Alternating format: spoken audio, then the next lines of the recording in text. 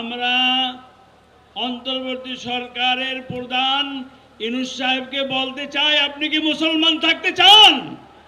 আপনার নাম মোহাম্মদ ইউনূস। আপনি যদি মুসলমান থাকতে চান তাহলে নারী কমিশনের কোন প্রস্তাব আপনি পাস করতে পারবেন না। যদি আপনি পাস করতে পারেন তাহলে আপনি মুসলমান নয়।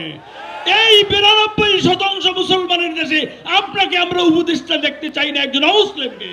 কাজী আমরা আমাদের সুবুদ্ধি আপনার উদয়, আমরা আমাদের দাবি আপনাকে জানাই দিলাম, আপনি কোরআন বিরোধী কোনো আইন এই দেশে পাস করবেন না। আমরা নারীনীতি দেখে খুশি হয়েছিলাম, মনে করেছিলাম হয়তো আর আমাদের প্রমাণমতী মেয়েগুলা আর স্কুল ফাঁকি দিয়ে বয়ফ্রেন্ডের সাথে ঘুরবে না।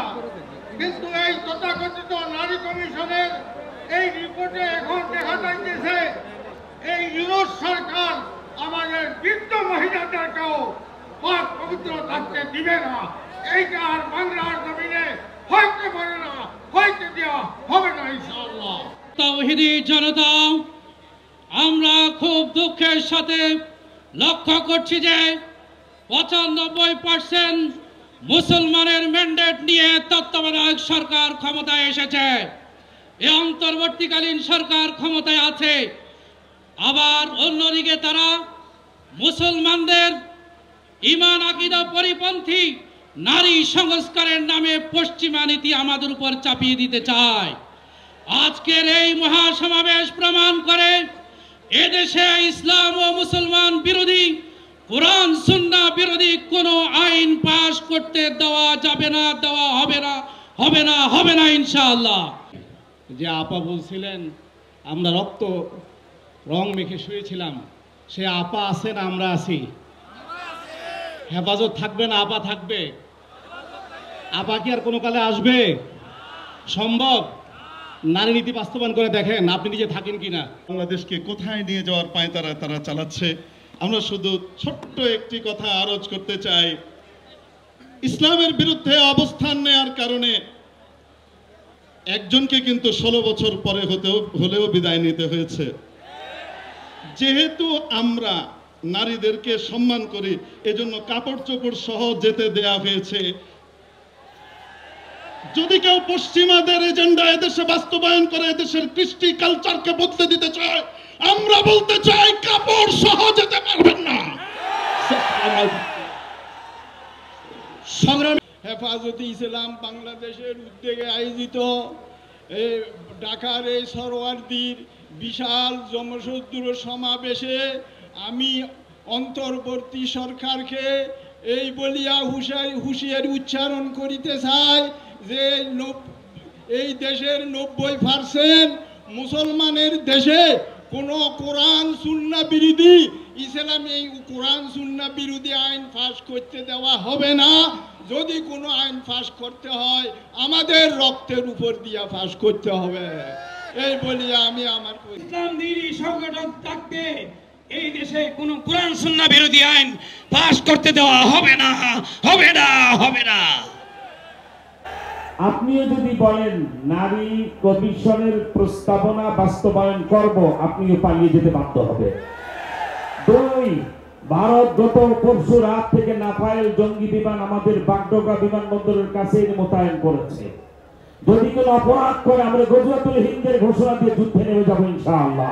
অন্তর্বর্তী সরকারের মাননীয় প্রধান উপদেষ্টাকে লক্ষ্য করে একটা কথা বলতে চাই, বিগত 16 বছরের জালেম ফ্যাসিস্ট ফেরাউন সরকার পতন হওয়ার পরে বাংলার 18 কোটি মুসলমান আপনাকে দেশ সংস্কার করার জন্য ম্যান্ডেট দিয়েছে, কিন্তু অত্যন্ত দুঃখের বিষয় আপনি দেশ সংস্কার না করে নারী বিষয়ক সংস্কার কমিশনের নামে কোরআন হাদিস এবং ইসলামকে সংস্কার করার জন্য আপনি পদক্ষেপ গ্রহণ করেছেন। বাংলার কোটি কোটি তাওহীদি জনতা তা কখনো সহ্য করবে না। আপনি যদি সেটা বাস্তবায়ন করার চেষ্টা করেন, বিগত ফ্যাসিস্ট সরকার যেভাবে এই দেশ ছেড়ে পালিয়েছে আপনি দেশ ছেড়ে পালাতে বাধ্য হবেন। পা দিতে পারে না, যারা পা দিবে তাদের সঙ্গে দেশবাসী থাকবে না, থাকবে না, থাকবে না। দেশের স্বাধীনতা সবার আগে, দেশের ইসলাম সবার আগে, দেশের নিরাপত্তা সবার আগে। কাজে এই সমস্ত বিষয়ে কোন রকমের অচিন্তনীয় সিদ্ধান্ত গ্রহণ থেকে বর্তমান সরকারকে ফিরে আসার আহ্বান জানাচ্ছি এবং যে কোনো বিষয়ে সিদ্ধান্ত গ্রহণ আগে দেশের সবার সঙ্গে উপযুক্ত পরামর্শ করার আহ্বান জানাচ্ছি। বাংলাদেশের ইতিহাসে আমরা বলে দিতে চাই, যত তন্ত্র মন্ত্র পশ্চিমাদের এজেন্ডাও বাংলাদেশে কশিন কালে বাস্তবায়ন হবে না ইনশাআল্লাহ। এর জন্য বহু আগে অনেক চেষ্টা করেছে।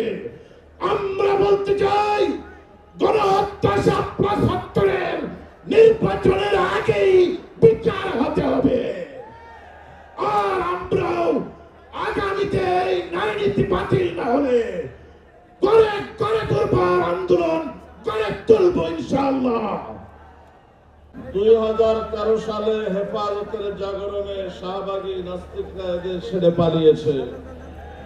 আজকের জাগরণে তথাকথিত নারীবাদীরা পালাতে বাধ্য হবে। For more updates, follow us on Facebook, subscribe our YouTube channel, get the latest update on www.daily-sun.com.